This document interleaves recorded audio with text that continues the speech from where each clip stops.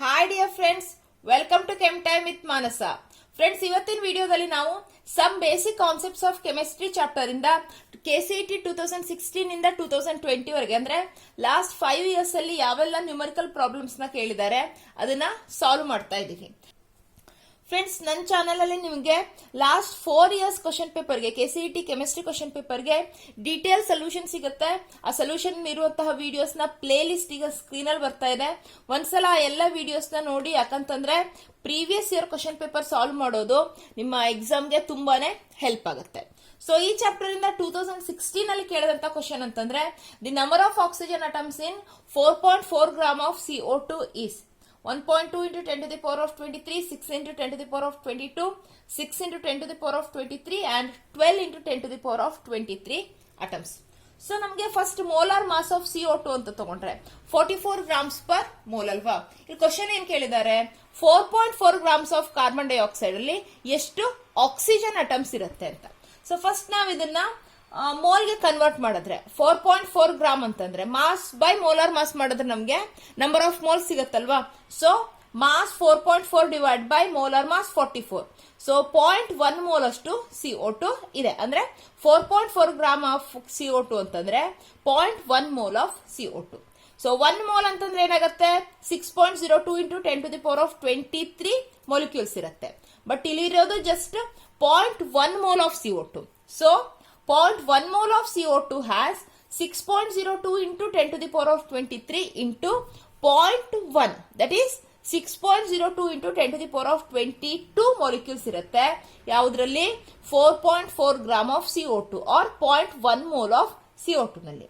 Next 1 molecule of CO2 ನಲ್ಲಿ 2 atoms of oxygen ಇರುತ್ತಲ್ವಾ.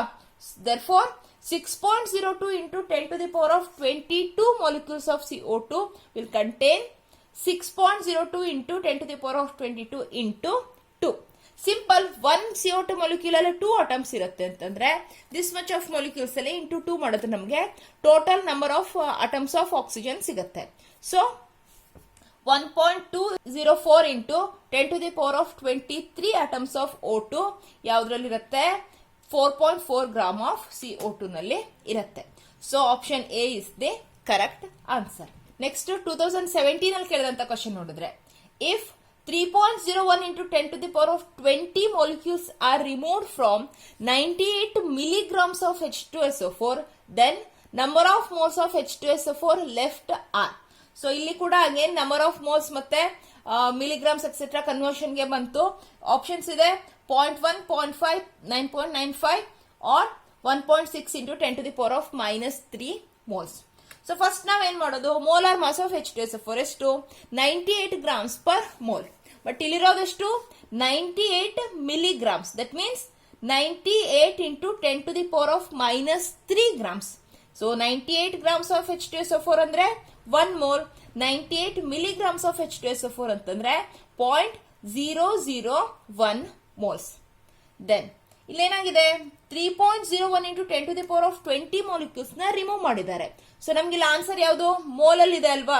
So ನಾವ್ ಇದನ್ನ ಫಸ್ಟ್ ಮೋಲ್ಸ್ ಗೆ ಕನ್ವರ್ಟ್ ಮಾಡೋಣ. ಏನ್ ಮಾಡೋದು, 3.01 into 10 to the power of 20 molecules ನ ಮೋಲ್ ಕನ್ವರ್ಟ್ ಮಾಡ್ಬೇಕಂದ್ರೆ divide by 6.02 into 10 to the power of 23 ಮಾಡಬೇಕು.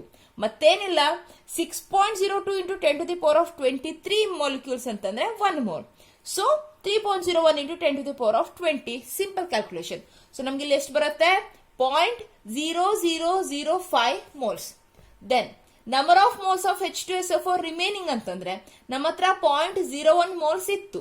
ರಿಮೂವ್ ಮಾಡಿದ್ದೆಷ್ಟು 0.0005 ಮೋಲ್ಸ್.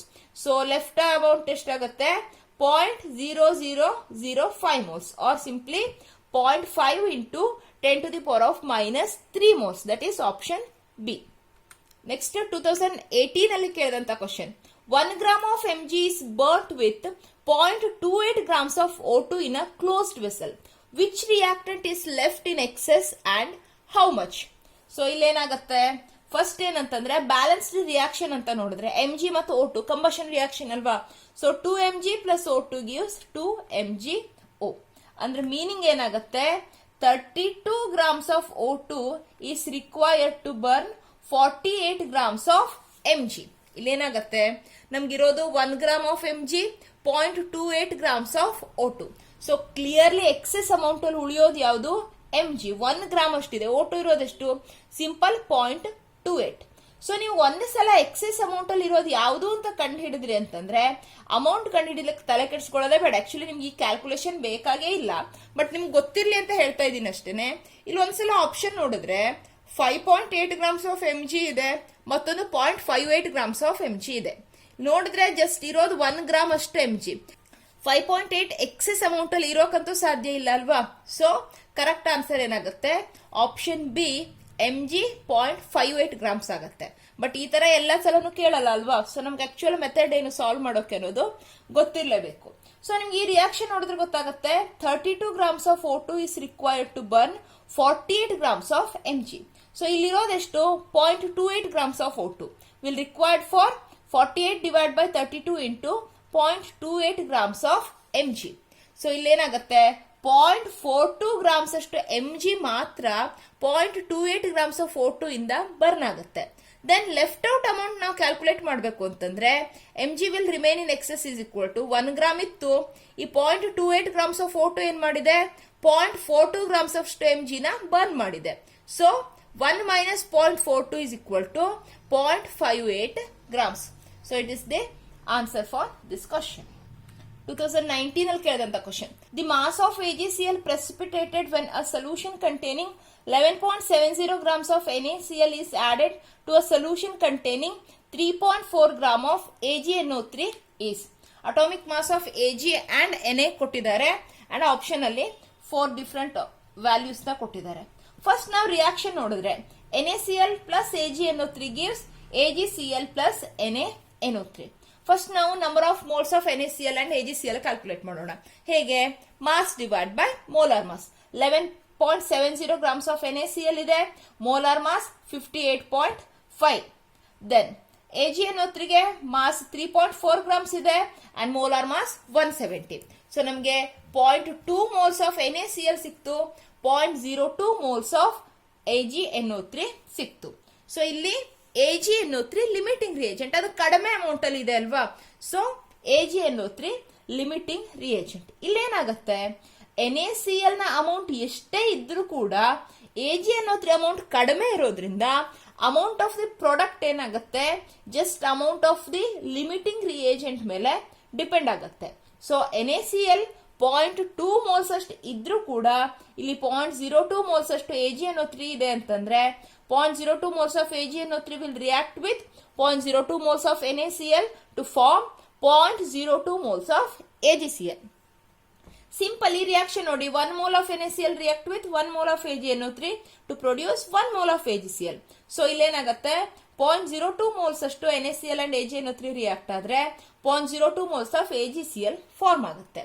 ದೆನ್ AgCl ನ ಮಾಸ್ ಕಂಡು ಹಿಡಿಬೇಕಂದ್ರೆ ನಮ್ಗೆ ಇಲ್ಲಿ 0.02 ಮೋಲ್ಸ್ ಅಂತ ಗೊತ್ತಾಯ್ತು.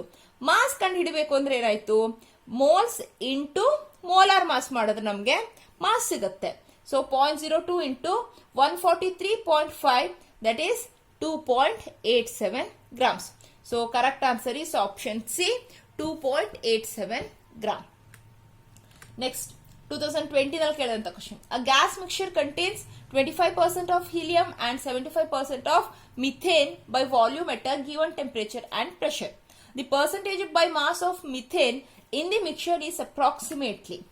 Molar mass of methane is to 12 plus 4 ಅಂತಂದ್ರೆ 16 ಆಗಿರುತ್ತೆ. ಮೋಲಾರ್ ಮಾಸ್ ಆಫ್ ಹೀಲಿಯಂ ಅಂತೂ 4.